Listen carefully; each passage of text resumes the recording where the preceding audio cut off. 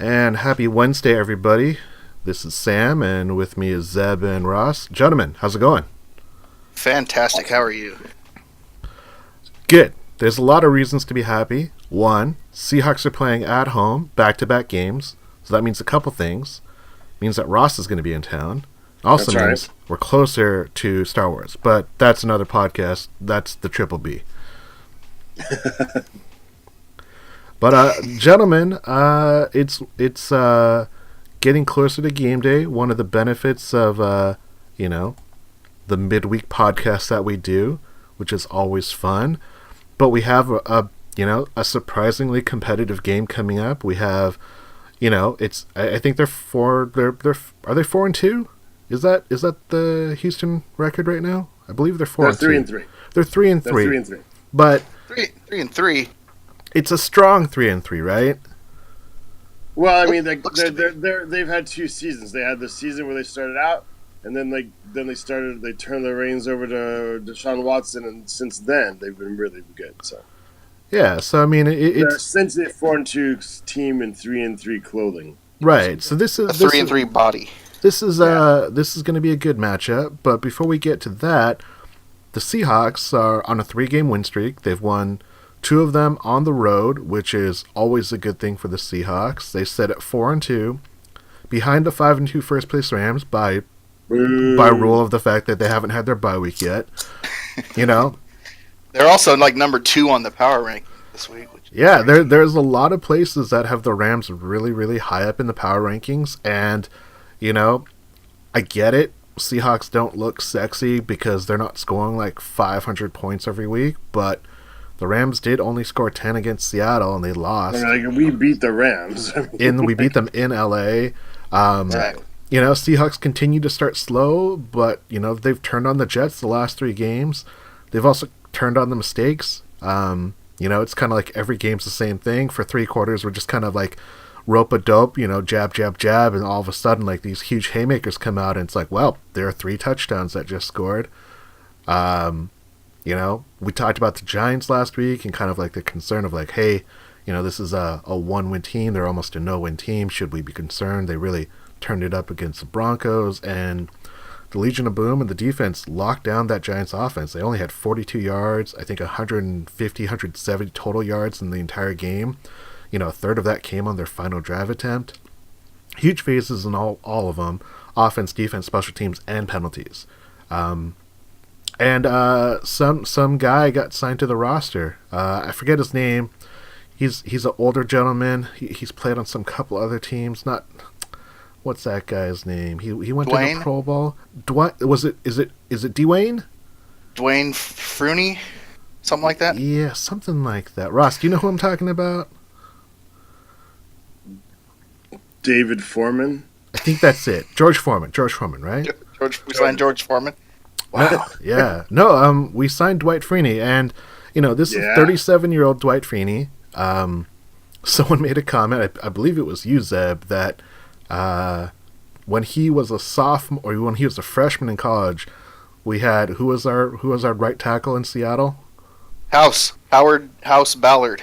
I don't even know what year that is because 98. 98? Oh, okay, yeah. I definitely wouldn't know the team back in 98. But yeah, it's an interesting move because there are a lot of people that are going to say, oh, what kind of move is it? Ross, you commented, or at least I know I commented on our forum at hawkscast.com that I feel that this is kind of a why not move, more of like, oh, we need to replace Cliff Averill. I think it's you look around what your situation's at, and you've got the money, and there's a guy out there who you think could still help you. I don't think it's a direct correlation to everything. I think it does have something to do with the fact that, I mean, it's not just Cliff Averill, it's not just Bennett, but combined, you got you're dinged up along the line. There's this guy out there who could probably help you, and there's no reason not to sign him. I think what's also really interesting about the fact that it is a Dwight Freeney is, he's played for the past 4 years on a team other than the Indianapolis Colts. I think he's played actually 5 years, 2 with San Diego, 2 with Arizona, and then 1 year in Atlanta. In 4 of those 5 years, he was totally healthy. And the time that he was healthy, he was productive. In his last year in Atlanta, I looked at the stats. He paid 39% of their defensive snaps and got 3.5 sacks, which is it's a pretty impressive number considering that, one, his age, two, he's probably coming in only in like high critical passing situations like third and long. So the defense is giving up for it. The last game he played in was the Super Bowl, and in that game he had a sack. So, yeah, against Tom Brady nonetheless. Yeah, Tom going down to the framing. Yeah. We also have other things. Ross, I know you're not on the Twitter world, but Jeremy Lane expressed some discontent with the fact that he got benched because he was inactive due to, health, but he thought he would just get his job back, and Seahawks. He thought he was like in some old school team where you don't lose your job when you're injured. Like he thinks he's playing for like the '86 Bears or something. Like, you can't lose your job when you're injured. Well, if your replacement plays better than you were playing before you got hurt, yes, you can. Yeah, I mean, there are a lot of Seahawks that have replaced due to injury. I'd say on the Seahawks, that's the number one way of losing your job. Yeah. These days. Yeah, I mean, you get hurt, the next person up actually plays better than you. That's how Richard Sherman started. Yeah, Richard Sherman started because Trufant got injured, and he just wouldn't let go of that position once he got it. It was like, see ya! Yeah, pretty much. I saw a couple of tweets from Lane. Didn't seem like all that big of a deal to me. Obviously, he's unhappy losing his job. Who wouldn't be? But another person in the Twitterverse, at Ryan Adam Davis said that Jeremy Lane had gone full tantrum, and I just don't see any evidence of that at this point. I kind of think that Mr. Davis is kind of talking out of his ass a little bit. Yeah, well, I mean, what's interesting is we've had quite a few injuries on the team, but we have a couple people that are getting healthy. I mean, Gian Jordan was a former first-round pick with, I believe it was the Eagles, and he's practicing again. His decision on whether or not he's going to come off PUP is going to come soon. Deshaun Shedd is starting to get reps. They're going to have to make a decision on him in a couple weeks.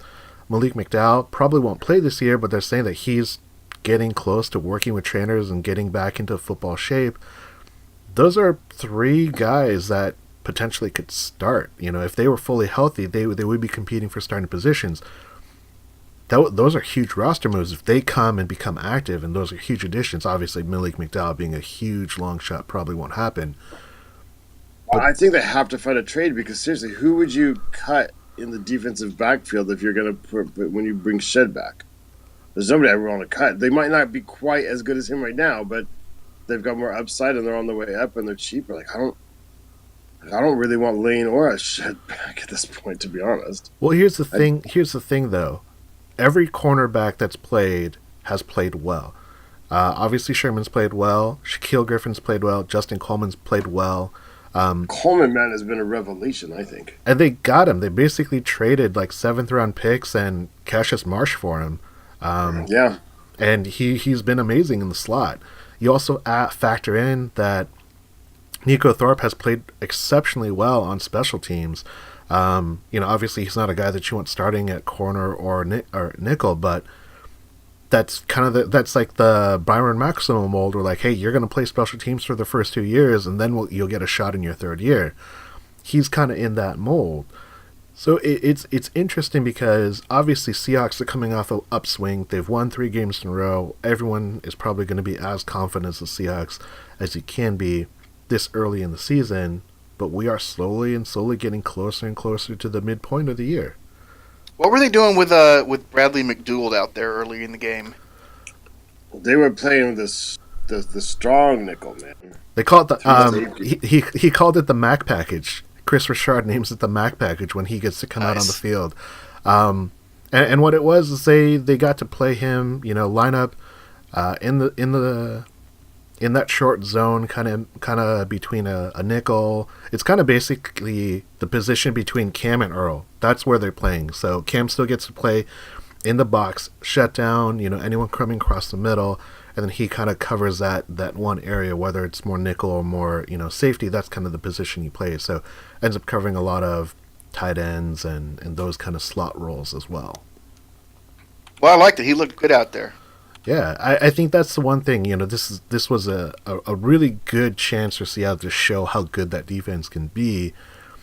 But one of the things that came up in that game was kind of topic number one.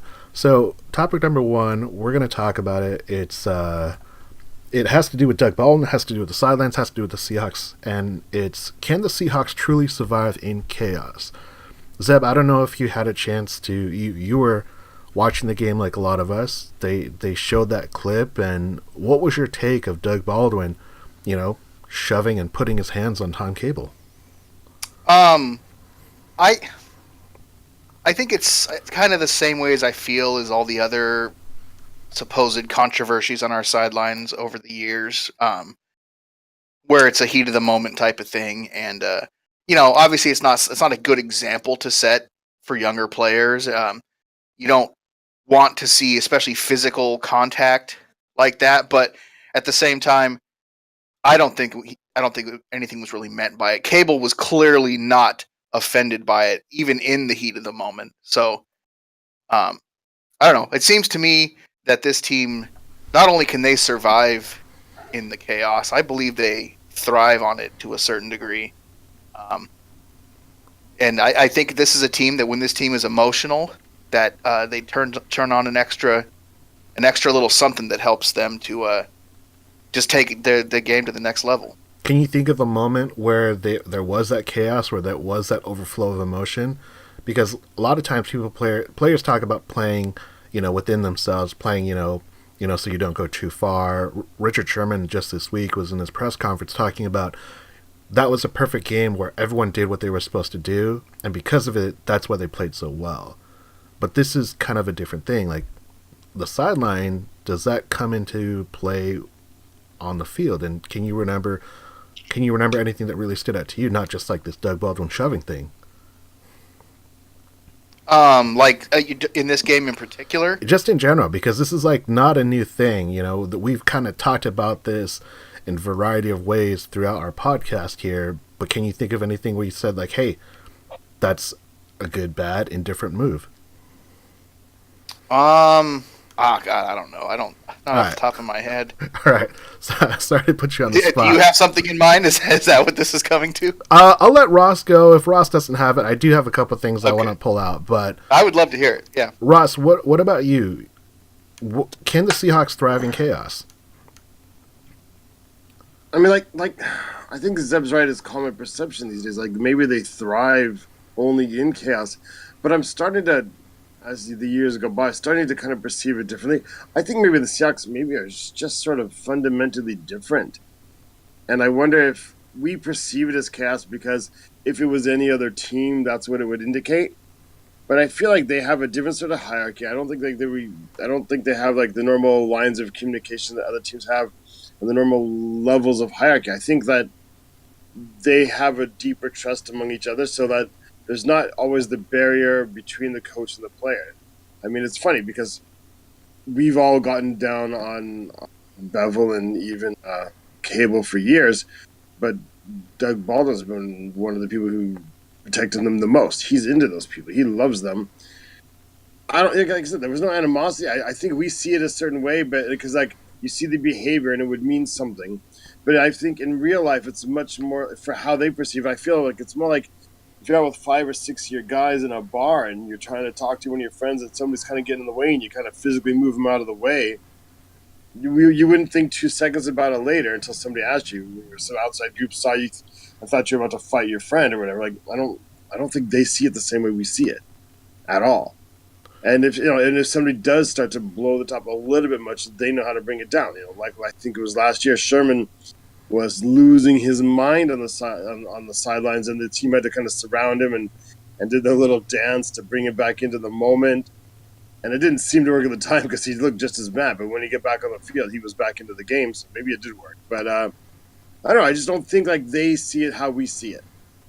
I think we're missing a lot in translation because, again, we're translating it through, you've been watching your football for 20 or 15 or 30 years or 35 years or whatever. and you kind of translate behavior how you've always seen it. But I just feel like Pete Carroll's philosophy is different, and he translates that into the coaching. Tom Cable's a different guy coaching with Seattle than he was with Oakland, obviously, and he's talked about that. So I just don't think we're interpreting always the behavior as they see it. We saw a guy pushing somebody out of the way, and it's a coach. Oh my God!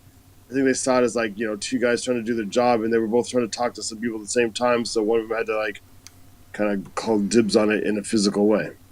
I don't think that outbursts or altercations, those types of things, themselves make anybody better or worse on the field.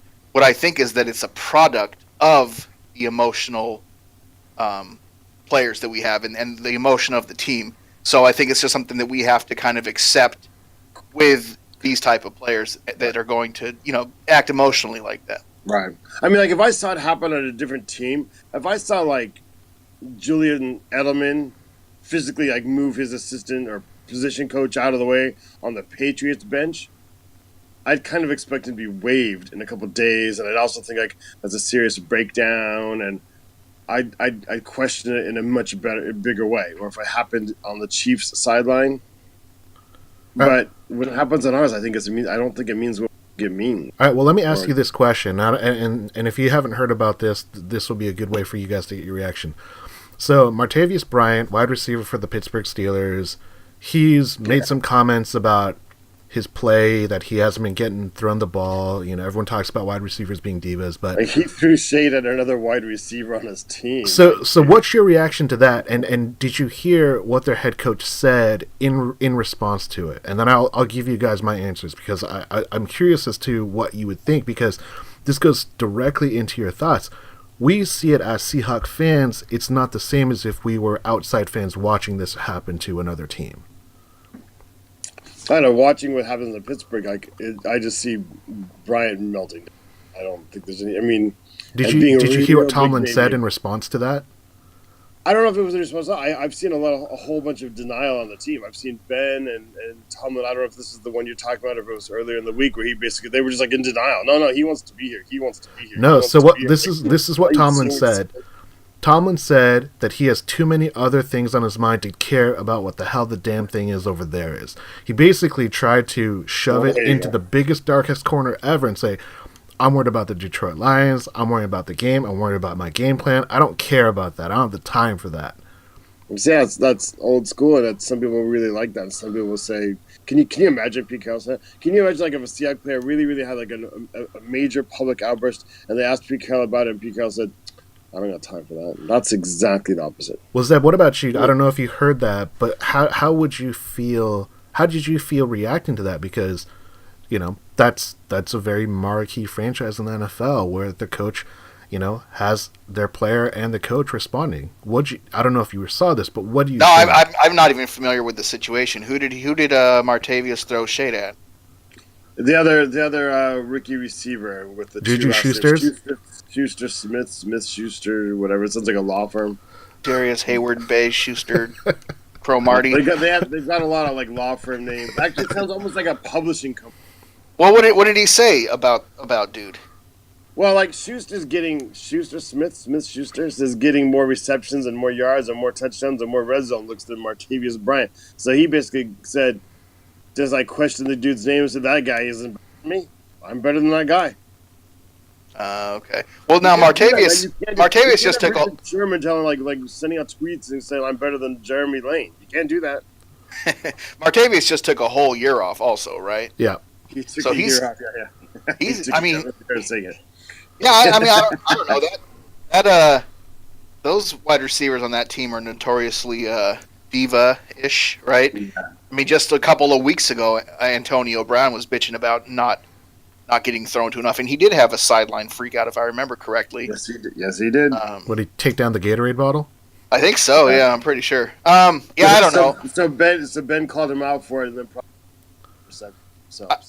I think Tomlin is exactly the guy that's going to say, I don't have time for that shit. I don't care. Yeah. I'm focused on what I have to focus on, and I'm not worried about these little squabbles. Obviously Pete Carroll's not that guy. Pete Carroll is going to say, I talked to Martavius, and we had a good sit down, and we had a good conversation, and this and that. And he's such a good kid. And, he just has so many things on his mind. He just had to work it out, and so we like that fire. That's what we love about him, is we like that he has that fire. That's what he'd say.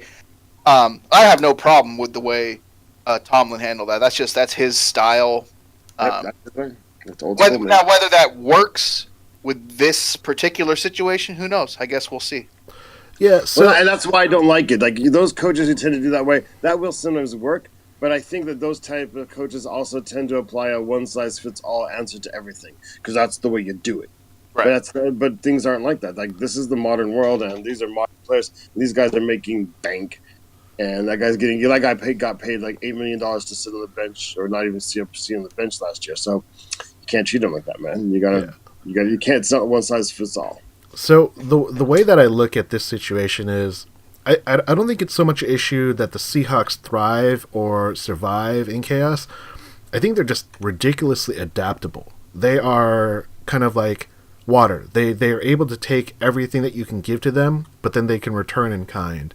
And this is true in a lot of senses because we have seen crazy thing happens not only on the sidelines but also in the field. Everyone remembers when Marshawn Lynch flicked off Darrell Bevel. When they're at the goal line, they call up a play-action play. Marshawn does his job well. He blocks, gives Russell time. They score the touchdown. That was like a big deal. Like, there's clips you can see of Marshawn Lynch turning over to the sideline, and he's definitely flicking off someone. What people don't remember is last year, Doug Baldwin did the same thing. On the wide receiver reverse play where Doug Baldwin threw a touchdown to Russell Wilson, Doug Baldwin flicked off the bench as well. I don't know any team that could get away with flicking off their bench because, one, you don't know who that's directed to. The players and coaches maybe do, but that's crazy. Like, I could never imagine seeing anyone on a team, defense or offensive, flicking off a coach, saying like, fuck you, what are you doing to me? I don't like this play.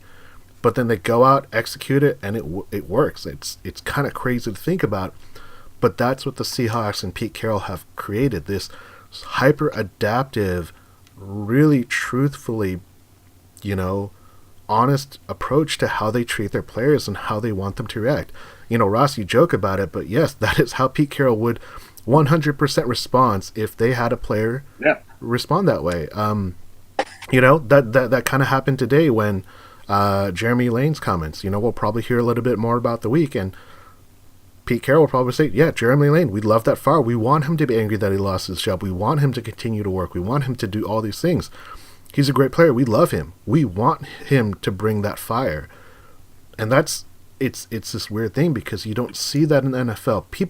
Coaches want their players to fight and compete, but they won't just kind of like give them this battle royale like atmosphere. It's like, all right, take it. It's yours. And you just don't see it in that one sense. So it's interesting that the Seahawks create this situation that looks chaotic to outsiders, but to Pete Carroll, that's just the way they do it. And obviously it works because they're able to attract free agents. They don't get every free agent they attract, but, they retain a lot of guys that have left. They come back. It has been a pattern. No one has ever felt as if they are no longer welcome on the Seahawks, which I think is an amazing thing, and it really speaks to that culture that the Seahawks have created. Can I revisit the flicking off of the bench real quick? Yeah. I think this is really awesome because now it's on film and it's kind of famous. So I reckon next time it's the Super Bowl and you need like a 2-yard run, you call a running play, but you have like Eddie Lacy or Thomas Rawls flick off the bench as they're lining up. It's like the other team's like, oh, they're going to pass it. And then you run it. Right? Like you use it as part of a strategy. That's my idea. Yeah. You have the player flick it off so everybody's like, oh, they're not involved. Mind games. Mind games. Yeah, exactly. We're thinking 4 years, 5 years ahead of everything, man. All right. Well, speaking of mind games, we're going to talk about topic number 2, which is the NFC. So, with only one-loss team in the NFC, can the Seahawks climb the NFC to become a number 1, number 2 seed? Who's in their way? The number 2 or the number 1? Well, they're in contention. They're technically a wild card team if the season were to end today, with some teams playing 7 and some teams playing 6. That's not realistic. It's not realistic, but we can definitely project. We have an interesting schedule that actually puts the Seahawks to play a lot of those teams that would be potentially in the lead. I mean, there's not much left in our. I mean, like, it sounds funny, but we talked about injuries last week. Injuries are really helping us out now, right? I mean, you got to figure Green Bay's now out of it because they have an injury. Eagles are looking really, really good in the team to beat, but they just had 2 key injuries, including their perennial all-pro left tackle. Who knows what that line's going to look like now, just as our line's getting better. Somebody said our line is now a top 10 line. I saw it in one of those analytic sites. On NFL.com and PFF said the last 3 weeks Seahawks have been a top 10 line. I can't remember what site it was on. They said it's a top 10 line now. I read it on NFL.com. Yeah, seriously. And then you know what? The Rams are the Rams. We've already beaten them once at their house. We can beat them at our house. There's not a lot left this year, man, in our way. I think we can do some serious damage and climb up.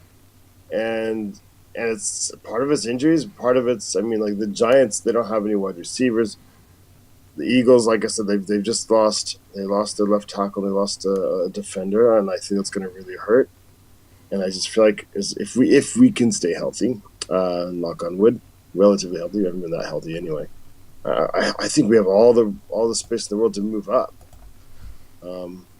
I don't really see. I mean, Minnesota's good, but they're not amazing. Chicago obviously doesn't count. Packers, I mean, I don't see anybody in our way. I think we work our way back. It's funny too because 3 or 4 weeks ago we were kind of being counted out, and if you looked on like power rankings, we're all sliding into the late teens or high 20s even. But yeah, now we've righted the ship somewhat on our side, and other teams have kind of fallen by the wayside, and all of a sudden we're looking really, really good. I don't think anybody thinks like the Panthers, although they've somewhat righted their ship as well. I don't think anybody really deeply believes in them. They lost a game where no one scored an offensive touchdown. Yep, and I don't think Atlanta looks right this year. So I just feel like things are kind of like a couple years ago. Things are just starting to line up for us. It's starting to start making time. I have recently, just this week, actually started thinking like, wow, in January I may be in the Seattle area because it looks like the playoffs are going to be at home. Looking at our schedule going forward, next 3 out of 4 games are at home. We've got a pretty easy schedule coming up, to be honest. Yeah, they don't leave the West Coast for the next month plus. Yeah, it looks really good. The table looks kind of set for a run. I don't know about the Packers or the Vikings or the Bears, the Saints or whoever else, but I see 9 teams that are directly in our way right now that we have to handle. And I think some of these teams, especially the next couple we got coming up, the Texans and the team from Washington, the Falcons, the Eagles, those are all formidable opponents to me.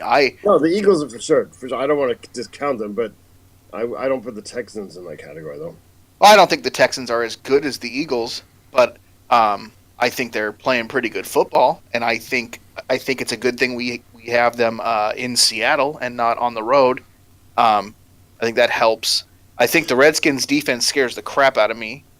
If you've watched them play, those guys are knocking people on their asses. The Jaguars are looking, they're still the Jaguars. Blake Bortles doesn't do anything for anybody, but that defense is killer right now.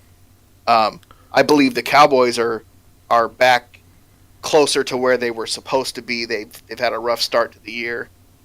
The Rams and Cardinals are kind of always a crapshoot. Well, the Cardinals just lost Palmer. I mean, yeah, well, they suck for sure, but they still, I think we'll beat them in Arizona like we typically do, and then they'll give us a hell of a game at the end of the season when it kind of matters. Yeah, I don't know. To me, I'm still very cautiously optimistic about how the rest of this season is going to go. Do you have DFS? Well, look, we have disappointed fan syndrome. We've played really, really well in the fourth quarter of the last couple of games, but other than that, we have not played great football. If we are playing good football, we're making enough mistakes to make it feel like not good football. We've played a couple good halves, man. Not just played a couple good halves. Okay. Specifically, sure, probably. I don't know. I don't feel like we didn't really get it together this last week until at least partway through the third I don't quarter. know, at halftime, we didn't have the lead, but it didn't feel like we were. I mean, like it was. It felt fluky that they were still in it, right? Because all game long, first half they had 42 yards. Man. Like we moved the ball up and down the field. It should have been 48-0 this past week against the Giants, but it wasn't because of what we did. It wasn't because they played us hard. It was. I mean, like we made a couple. We stumbled. We made mistakes. Those are the kind of mistakes that'll kill you when a game's on the line or when a season's on the line. So I still do believe that this team is going to just continue to get better as the season goes on. I think we are getting better. Like the line isn't awesome, but it looks better. I do agree. I agree. I'm not confident at this point to talk any kind of 1 or 2 seeds yet. I need to see some more football, and I need to see us. I can't put it away, man. If I'm going to be over there, I got to make reservations. I like where we're trending. I see good things. I don't think we'll make the same mistakes we did this past week to keep the game close when it doesn't need to be all the time. But I need to see more still. I'm not ready to crown their asses. All right. Yeah. Are they who we think they are? I think that I'm kind of in the middle between both you and you, Zeb, and you, Ross, because I'm very optimistic about the way that the Seahawks have played. They are a top-tier defense. They've shown that. Their offense has put together 3 consecutive games where they're averaging 28 points a game, and this includes the fact that they only scored 16 points in one of those games. So obviously, that's a game where they scored more giving up less than 12 points a game. Man. Yeah, they're giving up, fractional amount of points in comparison. They're tied first place for the least amount of points given up.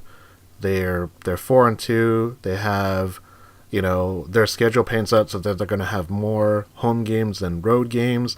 Most of their toughest NFC matchups, which are important to seeding for the NFC, are in Seattle. Their toughest road NFC game is going to be at Arizona, at Dallas, and that's about it. Every other meaningful game is going to be at home in Seattle, which is a huge benefit to Seattle because the way they play on the road and the way they play at home is just such night and day. But when you look at the NFC... Well, sort of, but we just went on the road and won again, man. Yeah, but you look at the way the Seattle plays at home, they're definitely, twice as good of a home team as they are a road team. But if you think about the opponents in the NFC East is a really interesting matchup. Outside of the Giants, any 3 of those teams could make a run. Washington, Dallas, or Philadelphia. They could have a weird stretch where they just beat up on each other and the person that wins that division is like 10-6, 11-5. That's very possible. That kind of hurts them. Teams that end up with the number 1 seed generally do so because they play in a crappy division that year, and the NFC West is kind of leaning towards a crappy division. LA and Seattle Seattle already has the tiebreaker by winning in LA. That's a huge win, and that's potentially what we're going to look at is maybe who wins the division and who wins, a top seed.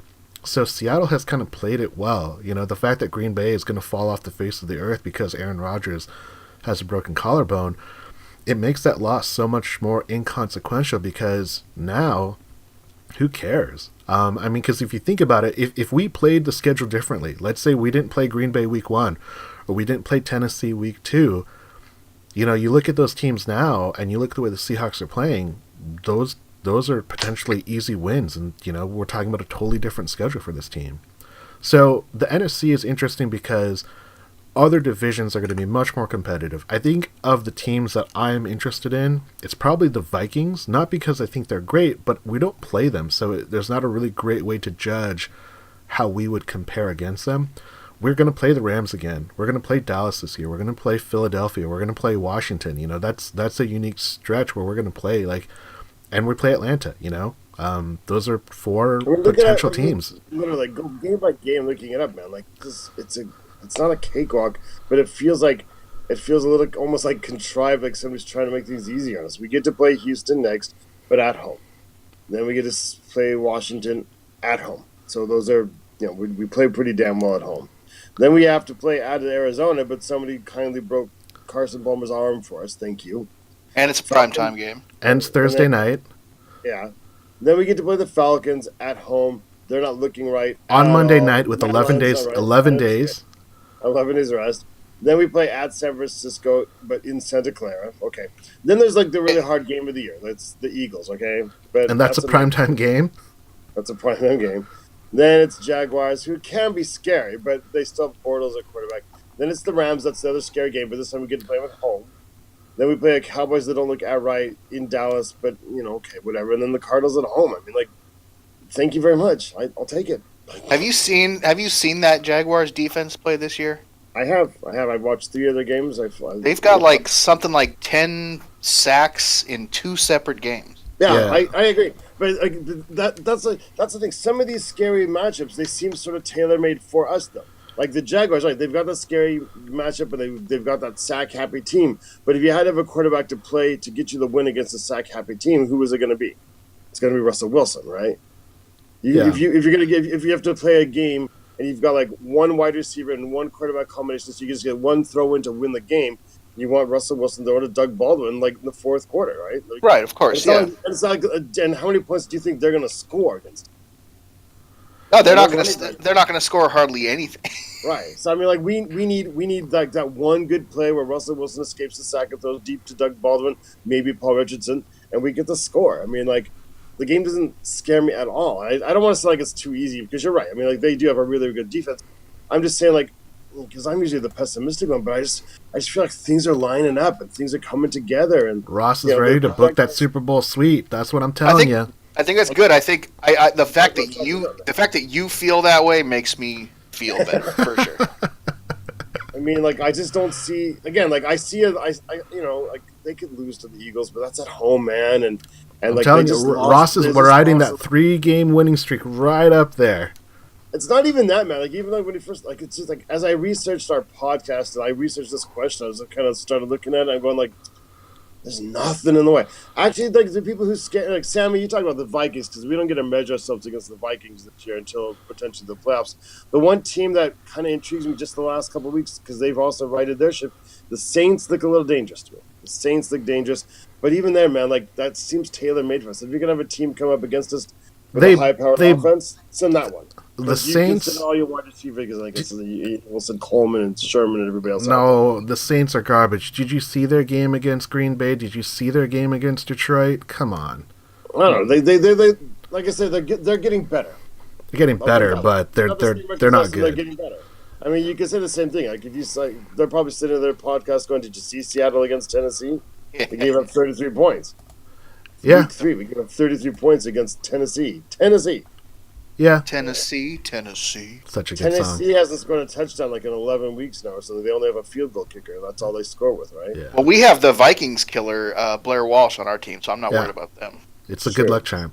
All right, well, let's talk about immortalizing, and we're going to talk about our Homer topic. So topic number 3, the Homer Corner.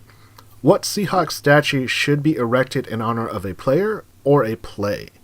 Zeb, what would you feel Seattle should immortalize in CenturyLink Field if it was up to you?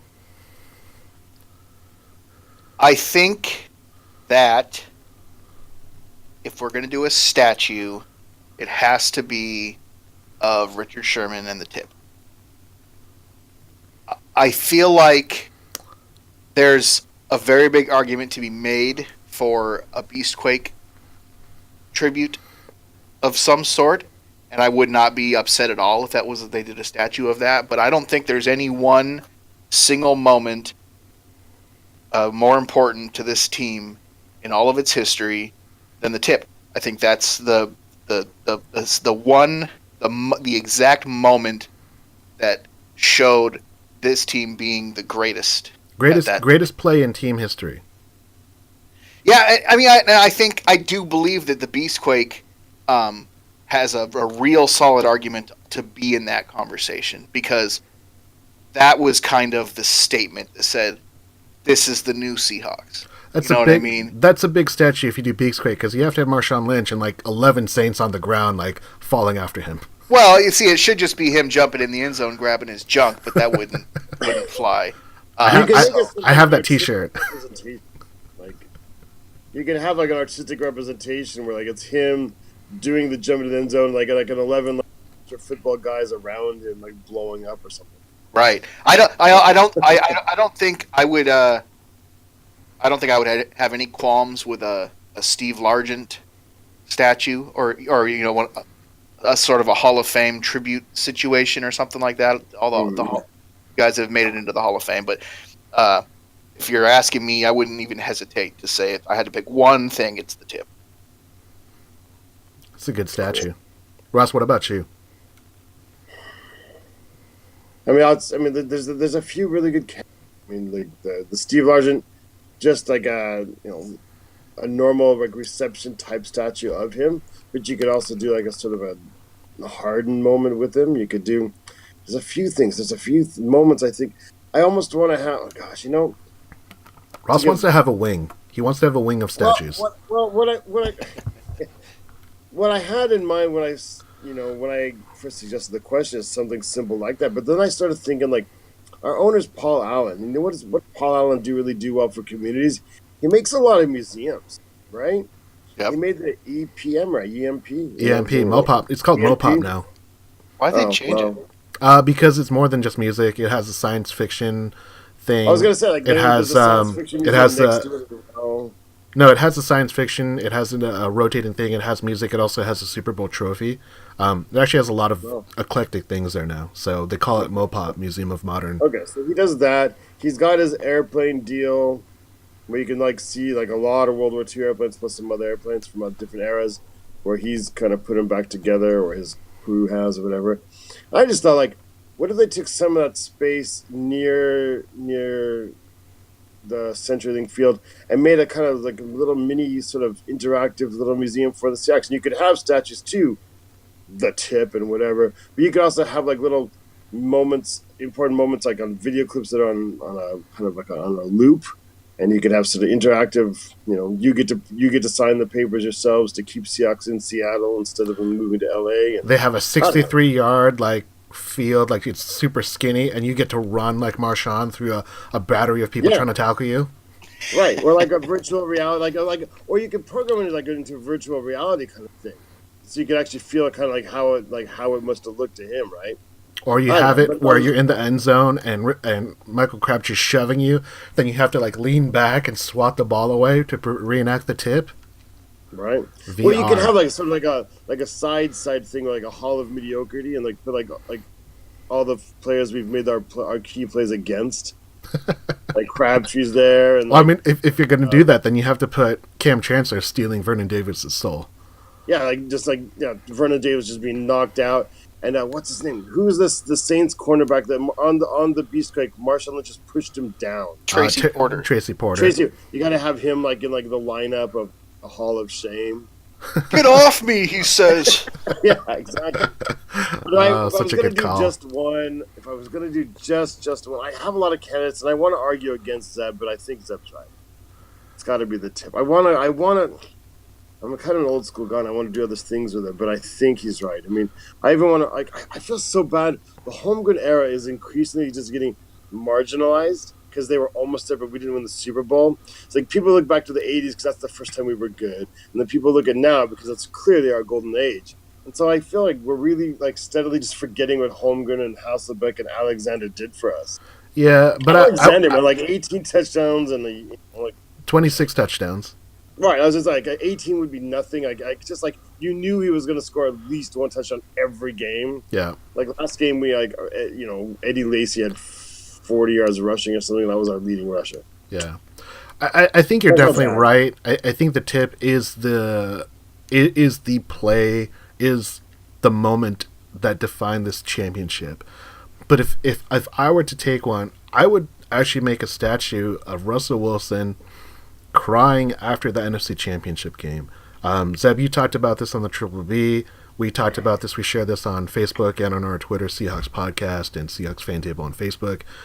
But James Cornell, he creates a series called the Rain City Redemption, and one of the things that I love is that he actually redid a video about that season. Yes, it ended us losing to the Patriots, but the thing that's highlighted that still stands out to me is that NFC Championship game where they played the worst game possible for 53 minutes and then stormed and just destroyed Green Bay Packer fans. And at that end of the game, they had Russell Wilson crying, showing emotion, and that was like the first time that I just something changed in me. Like, I've always been a Russell Wilson fan. I've had his jersey for a while, but that moment made me just feel so endeared to him, and I just love everything about him. His dorkiness, his geekiness, his like kind of cliche attitude. But that moment, like, it just endeared me to him so much. That's what I would immortalize, because that's what I think about with the Seahawks.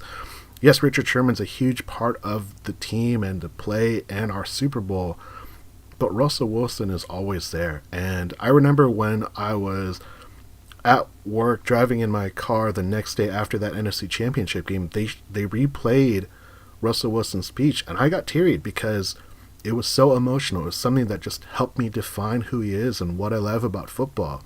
That's what I would want to immortalize because it means so much to me. But I think that's right. a great. I think you're exactly right. I think that's a great answer, and I also think that behind the tip, that that final play of that NFC Championship game is the very next. It's right up there. You know what I mean? Like, I don't see a statue moment necessarily in that situation. No, but for sure. As far as that play was right up there with the tip in the fan excitement. I just remember the way you felt when that happened. Like, it was right, exactly right. It changed you. That moment changed you. See, going back to the museum, I'd like somebody to edit just that sequence together. I want a clip of Jermaine Kearse being targeted 4 times during the game, and every single time, his fault or Russell's fault or whatever, or the God's fault or whatever, man, everyone's a pick. And then they don't for once Russell Wilson doesn't go out to do the coin toss, so as he stays during the coin toss for overtime, he's telling Jermaine Kearse, "I'm going to go back to you, man. I'm going to go back to you." And like, if it was anybody else, you're like, okay, that's a nice word, but like Russell Wilson means it, man, and he's got that magic, and it's going to happen. And there it is, throwing it in. From Jermaine Kearse's perspective, man, like he's got to just be feeling like crap. He's feeling like they're going to lose, and it's his fault because he's like let everything go, and it's alternate interceptions. But he runs that route, and he runs it perfect, and the guy's all over him, and he makes the catch. And, like, that play, it's easy to see it from Russell Wilson's perspective because, like, his tears later crying. But think about Jermaine Kearse's perspective, man. He's crying, too. And then Doug Baldwin drops an F-bomb on the radio. It's perfect. Yeah. Yeah, and nothing's perfect until an F-bomb's dropped. Well, I think that's what's unique. That's what's interesting. It's like we're still in the middle of this history. People are willing to debate whether or not Seattle's window is open or closed, but because that happened so early, kind of in all of these players' careers, there's still a lot of time for new things to be created. So I think that's what's kind of exciting. We're not at the end yet. We're not ready to talk about it, but I think if the best thing and the easiest thing is to immortalize the tip, but there are these other moments in this Seahawks history that is also strangely unique and strangely defining to each of us as fans in a ton of different ways. Yep, exactly. All right, let's wipe the hankies away. We're gonna get serious again. We're gonna talk about topic number 4, and that is the Houston Texans. So Houston has the number 1 scoring offense since Watson became the starter. They're actually 3rd overall in points scored. Is this defense ready to play? Ross, what do you think about how the defense is playing? Are they ready to handle this young, up-and-coming team? Because they've got a lot of offensive weapons. They've got a lot of things that will test Seattle. What are you looking to see this Sunday? Will Fuller, their second-year wide receiver, is kind of going off. 5 touchdowns in 3 games. Wow. They've got Hopkins. They've got a lot of talent there. That's a really good young quarterback running around and making plays, kind of deja vu for us. But I do like the fact that the strongest point of their offense is their wide receivers, because I like our defensive back depth this year more than maybe even compared to the height of the LOB. Maybe not as cool game-killing, player-killing hits. Maybe not the dynamic play, but the depth I think is better than we've ever had it. So if they want to try to throw against us with their cool wide receivers, I'm fine to stick Coleman and Sherman on them. If they want to let Watson run around a bit, I'm a little concerned about that. So I don't think we're going to just completely shut them down.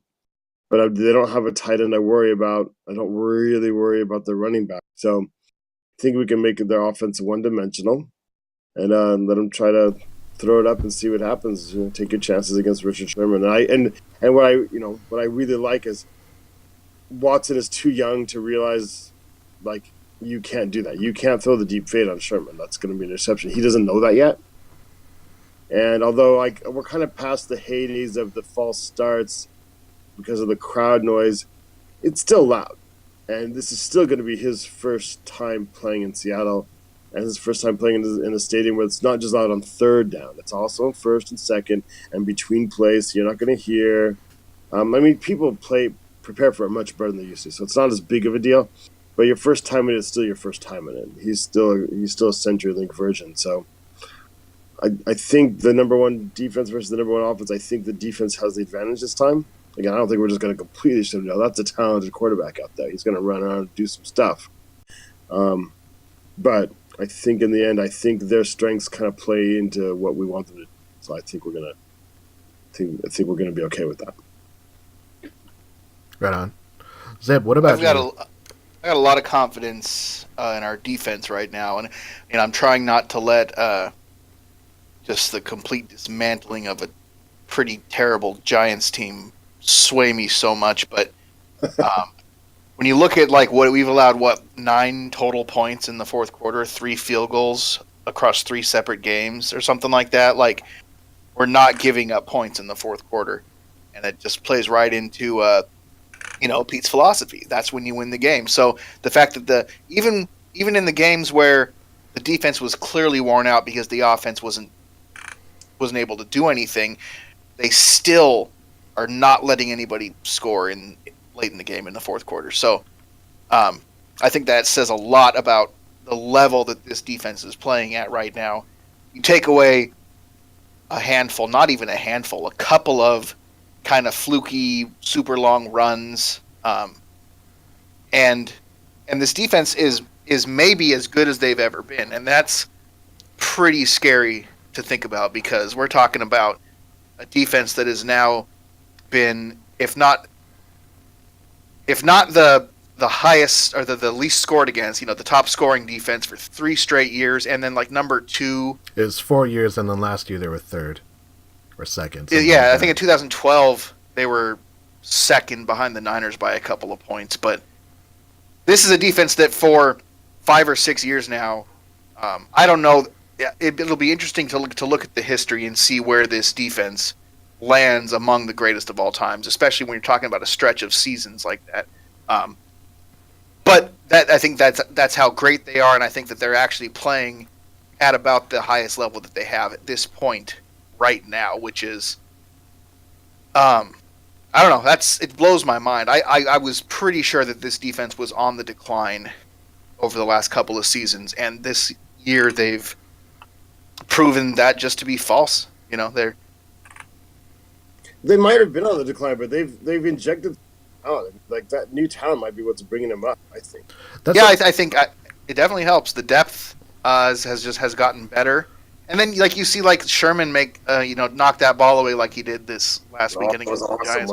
It's just vintage Sherman, and for him to be doing that in his 6th or 7th year in the league still, yeah, it's just there's been virtually no drop off in the level of play from these guys. And I think what's amazing is this defense. They've basically done everything that you would want them to do. There's a few token runs that. If they don't give up, it changes their defensive rankings. Points-wise, they're tied for, first with the Jaguars for least amount of points given up per game. If you look at their run defense, they're in the middle of the pack, and that's including 2 long runs they gave up, one to the Tennessee Titans and one they gave up to the San Francisco 49ers. But at the end of it, they're still there. The additions that they've had, there's been huge value in all those guys. Yes, they've lost to Cliff Averill, but they're coming in and they got a young Frank Clark that's just playing great. Jaron Reed, second-year defensive tackle, has been amazing. Nazir Jones is getting playing time. Sheldon Richardson, the thing with tackles is you never see them, so you kind of assume like, oh, what's this guy doing? But they're pushing the pile, They're not getting a lot of sacks, but they're definitely getting pressures. They're definitely getting hurries. Bobby Wagner's just playing all over the field. He's doing great. And then Earl Thomas, he's taken away a third of the field. That middle third of the field, you can't throw. Someone put a stat up of Ingram, the tight end of the Giants, and all it was stuff to the sideline, crossing routes, nothing up the middle. And someone said, how come they don't throw up the middle? Does McAdoo not know how to throw a seam route? And then someone responded, McAdoo knows about Earl Thomas. And that's something that I think you take for granted. But that's how good this defense is. And I think that's what's going to make this game really, really interesting. Are we going to see this young and up-and-coming offense try and test Richard Sherman? I mean, we have talked about this multiple times when the Seahawks play the Packers. Aaron Rodgers still does not continually test Richard Sherman. He has lost on that matchup multiple times. The only time that he beats Richard Sherman is when it's a false start or he gets a free play, and he still doesn't go towards Richard Sherman. That's one of the best quarterbacks of all time. And it's amazing. Even Tom Brady in that Super Bowl that Seattle lost, he didn't throw to Richard Sherman's side. Everyone wants to talk about, Darrelle Revis is a shutdown corner. Well, if you don't even get a look, what does that mean? That's Richard Sherman. So this defense is amazing. I'm excited for this game because there's so many cool things that could potentially happen. And like you said, Ross, Deshaun Watson might not be veteran enough to know that he shouldn't be challenging those guys. Shaquille Griffin and Justin Coleman have been playing amazing. I'm looking forward to this. I definitely give the edge to Seattle. It's going to show up in my prediction. But I believe that the Seahawks defense is ready to play. I agree. Nice. Agree indeed. Really quickly, one thing that I want to talk about, because you guys mentioned about it earlier when we were talking about Russell Wilson and how he went back to Jermaine Kearse. The offense, because they're starting, so that's something that will be a unique thing. The Texans have lost two of their best defensive players, but they're still playing really well. A lot of times it's because they're playing with the lead. If the Seahawks don't start fast, if they have drops and miscues again, do you think that this offense is capable of coming back with enough time to play? Not like playing a 65-minute game, which is sometimes what they need, but a 60-minute game. Do you foresee that as being something that the Seahawks can overcome if it happens?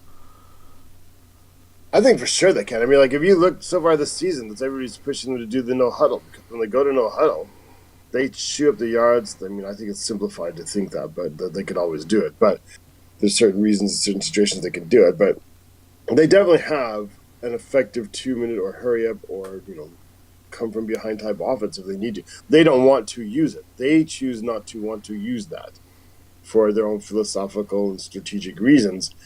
But when they have to use it, there's very few people I'd choose rather than there's very few people I would choose over Russell Wilson to run my comeback type offense. Yeah, I think through Russell Wilson, all things are possible. And he's shown that when he turns it on, he's virtually unstoppable. So when he decides to take over the game, where even it's the it's past the 2-minute warning, we still need 10 points, but he's just going to take it over and he's going to throw deep, or he's going to finally run the read option and he's going to keep it and take 25 yards because all your cornerbacks are looking the wrong way because we've run 4 guys on a fly route. So suddenly that's much more effective. If you run a zone against it, doesn't work because everybody's watching when he takes off, you can nail him. But if you run 4 go routes, everyone's trying to catch those dudes, and he just takes off and takes 30 yards away. Yeah, I mean, he's just going to do it. I definitely think we can do it. I want to talk about just offensively. Doug Baldwin, that juke move he had on Rogers Cromartie was disgusting. It's almost unfair how good Doug is as a guy that was undrafted, untouted to where he is right now. I definitely feel like that matchup is one of the best combinations that we will ever see. Russell Wilson to Doug Baldwin. Yeah, I'm going to make a weird comparison. I'm going to say Doug Baldwin, at this point in this stage of his game, he now starts to look like Steve Largent. This is in the sense that Steve Largent was always really, really wide open. Talk today about like double moves, how big deal to have a double move. Like Steve Largent would run 5 moves by the time he was 5 yards down the field. And that's what Doug Baldwin now does, right? He's done 3 moves within his first 2 steps of the line of scrimmage, and he's open from that point on. It sounds like a weird comparison, but I think it's valid. He really isn't the fastest guy. He's not the biggest guy. He's not this, but he's the smartest dude. And he can make the moves, like subtle moves, early on in the route to get himself open. Yeah, running routes and hands that. Yeah, he does not drop balls. So and he's got good feet control. He knows exactly where the sideline line is, and he can get those feet down. Yeah. It was funny. They were talking about it in the broadcast. Every third down catch, he's converted into a first down. He actually had one catch. It was thrown like 5 yards behind the first down marker, but he got within 2 yards of it. It was like the first time this year that he didn't catch on third down that resulted in a first down. It's pretty amazing. Yeah, he's like Joey Galloway and Bobby Ingram put into the same guy. Yeah, just dynamic. That might be an exaggeration, but that's still how I feel. Yeah, that's how good he is. All right, so we got a fantasy update. So congratulations to Ross. He had a nice win over Coleman. Ross is now fourth. Congrats, Ross. 4-3. I am also 4-3 in 6th place. Zeb had a tough loss. I think you lost by 1.2 points. Yeah, that's rough. Zeb's still in contention. He's at 3-4. On the 3-step drop side, Maddie's in first place. Lior's in second place. They're both at 6-1. They played a cupcake schedule. I think the people they've invited to our league are just garbage. That's why they're doing so well, because they're only playing them. Coleman's in 8th place. He's at 3-4 as well. Maddie and Lior are the only podcast matchups, so one of them is going to lose. So I hope they both tie and get like 0 points. But we're kind of in the middle of the fantasy season. Our question, fantasy-wise, is what is the best way to handle a bye week? Ross, what do you do when your team's on a bye? You mean like in real life? No, like your fantasy team. Like you've got like 4 guys that all have the same bye week. What do you do? Well, this year I managed to draft everybody with a week 9 bye, so I just don't play. I can't. There's no even point like going to the waiver wire. There's not enough places on my roster for I just basically give everybody else whoever I'm playing that week a bye for them. They get a week. They get an automatic win. I forfeit week 9. I've heard this strategy discussed actually by people for real before. I've never done it before, and I did do it on purpose this year. I just wasn't paying attention, so I'm going to try that this year. Most of my starters have a week 9 bye.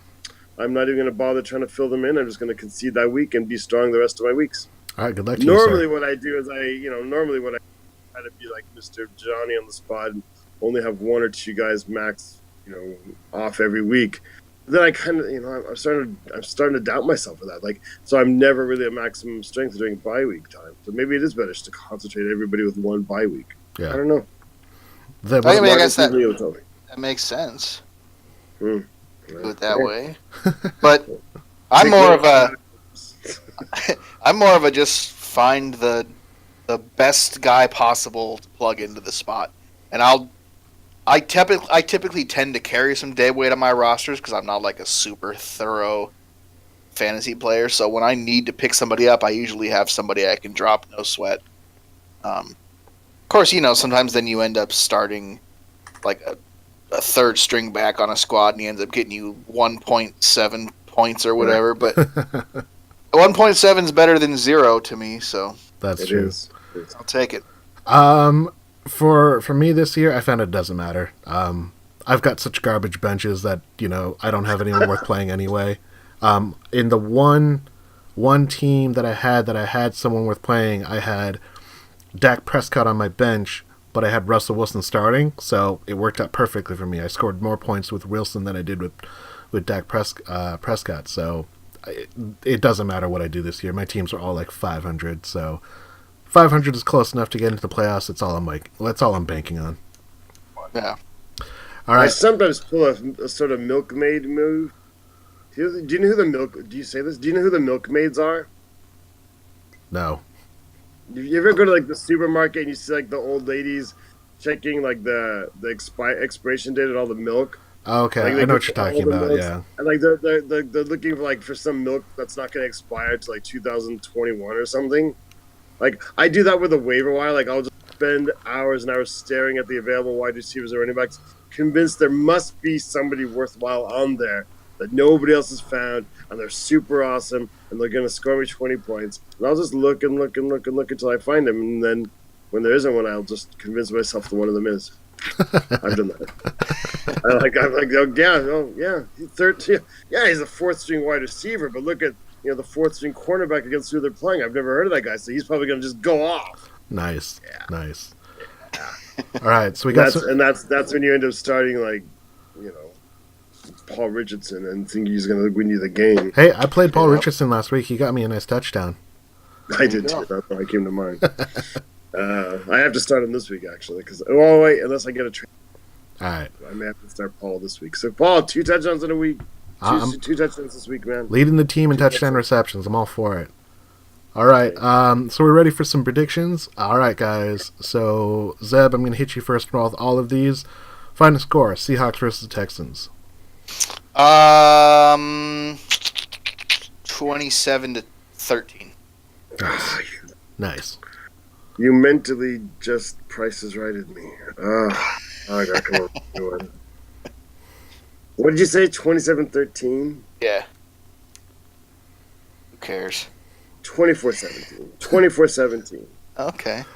I'm going to go 30-15. Think they're not going to score touchdowns. They're just going to be kicking long field goals. Oh, okay.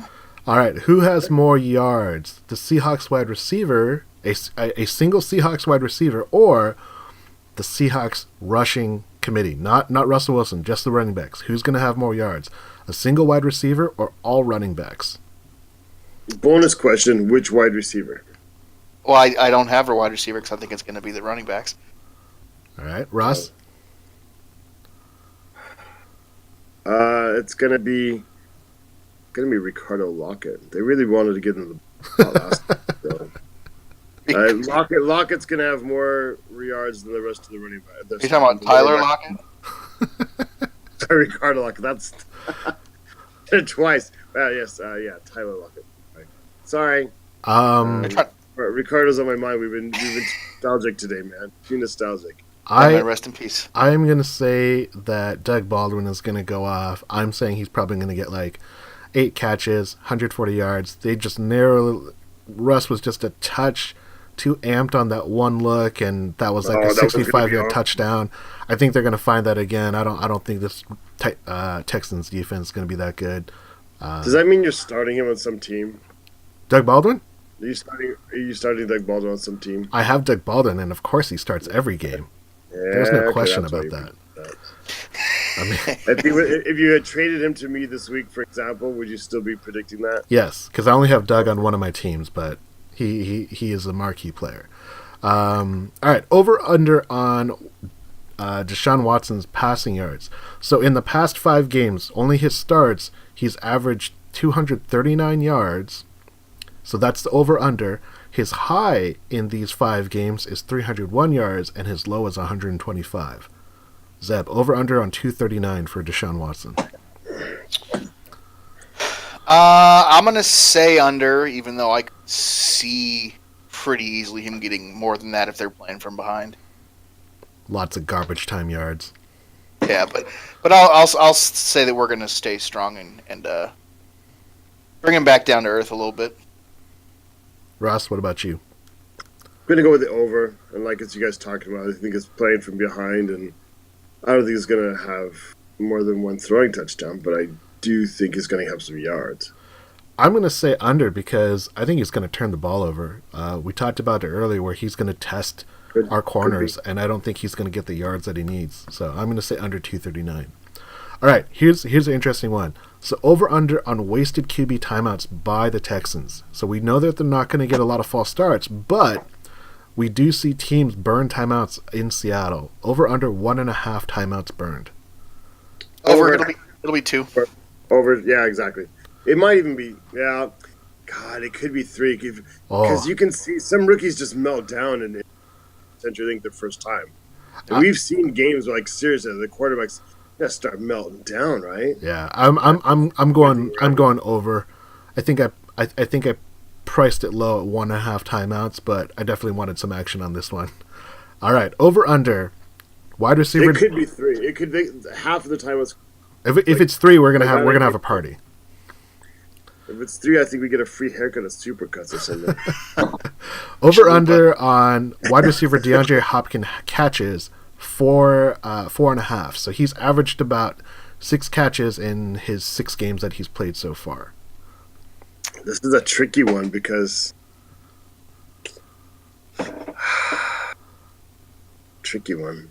He's gonna have more than that. He's gonna have 6 or 7 catches. All right, he's gonna average that. All right, Ross. Ross is waffling. I don't think Ross is comfortable. Because I can see him, like, I sometimes, like, we shut down wide receivers. Like, in the Super Bowl, we've had, like, people, like, set records against us. We don't tend to, but Hopkins likes to play on the right side, I think. So he could be, like, I don't think they're going to rotate Sherman. They don't do that anymore, but this year they don't have to. So he's not going to be trailed by Sherman.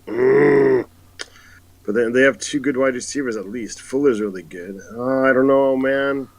I'm gonna go under. I'm gonna say it's gonna be stuck at 4. I'm saying under because I don't think Deshaun Watson's gonna get a ton of yardage. You know, his best route is those go routes. You know, I don't think he's as physical as as a receiver that's gonna be able to power through a lot of things. I'm gonna say he's gonna get under 4.5 catches because they could be doing some of those things like the Giants did last week. Like, Eli was like making pieces, but they were literally for a yard. Like, okay. Yeah. Right. All right. So he could have I mean, like, I wish this was more about, because I think he's going to have about 50 yards, under 50 yards. But he, you know, for all I know, he's going to catch like 11 passes for 28 yards. All right. Over under on injury timeouts that we're going to have to suffer through. We've seen quite a few already, but over under 2.5 injury timeouts. Oh, I don't even want to think about that. Under. Good vibe. Good vibe. Yeah, I'm gonna go under 2 good vibes. All right. Good vibe. Unless that's all Texans. I'm just tip the scale. I'm gonna say, you know, they're gonna be a lot of injuries. Seattle's just gonna punish people. They're just gonna light it up, and it's gonna be a great win. I'm gonna say it's over because they're just gonna flatten people. Cam Chance to steal people's soul.